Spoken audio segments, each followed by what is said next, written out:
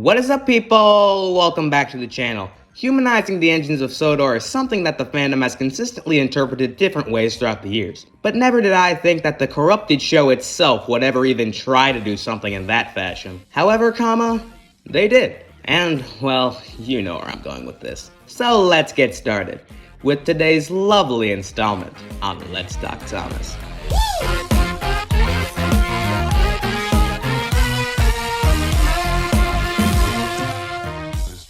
So let me say something real quick. I, Darren, the Pannier Jester, am an absolute sucker for lovey-dovey episodes in shows that I like. They just make me happy. So when I heard that Thomas and Friends was gonna make one of these, well, I wasn't as excited as someone could assume. Interested, yeah, but did I actually think the writers could pull off an episode like this? No, not at all. But let's actually start this discussion.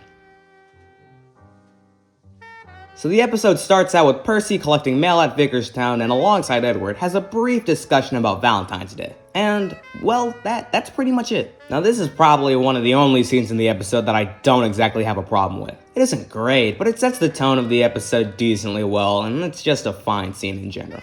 We then transition to the docks, where Diesel's being a dick and shunts Rosie, causing her crate of roses to collapse on the ground below. Ew. With Cranky blaming the initial incident on Rosie, Thomas defends her by saying it was Diesel. And on Diesel's brilliant counter-argument, he says, "Oh, is that right, Thomas? Or are you just sticking up for Rosie because she's your favorite?" What? Then Bill and Ben appear out of thin air and start making third-grade level insults. And Rosie sitting in a tree. How clever. There's then a questionably handled fantasy sequence with Thomas and Rosie floating on leaves in a tree, and then...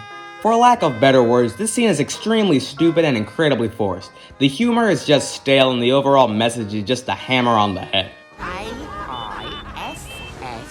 Oh, kissing! No shit, Diesel. Later that day, while Thomas is at the washdown, Rosie does the generally polite thing and thanks him for defending her. And Thomas straight up denies that it even happened, cause obviously. Thomas then pokes fun at Rosie because why not and chuffs away. Now obviously I get why this scene is here. Thomas doesn't want the engines to get the wrong idea about the whole debacle, but it's horribly executed. Now one could argue, oh yeah, it was a spur of the moment type thing. But Thomas being a straight up dick and intentionally making his friend look like a dumbass, pretty lowbrow.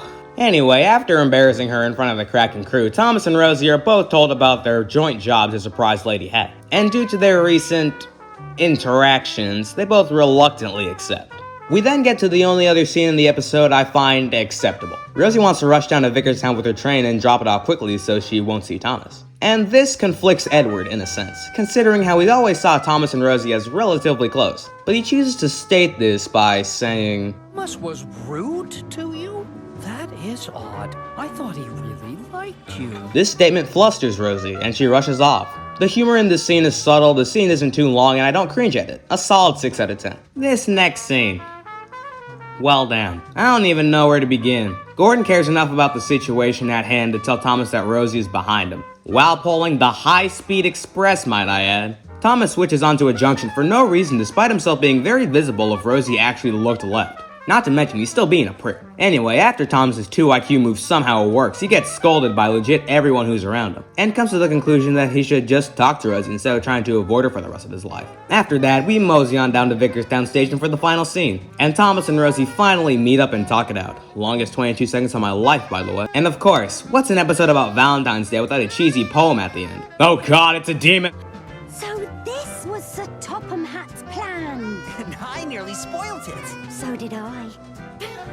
Those 7 seconds were probably the only decent thing about this scene. But then of course the vibes just have to be demolished by Thomas and his basic bitch-ass voice, and of course there's a heart cloud! So, in conclusion, Rosie is red is very bad. It's a forced pile of shit, and I hope I never see anything like it come out of the show ever again. Did I think it would be good?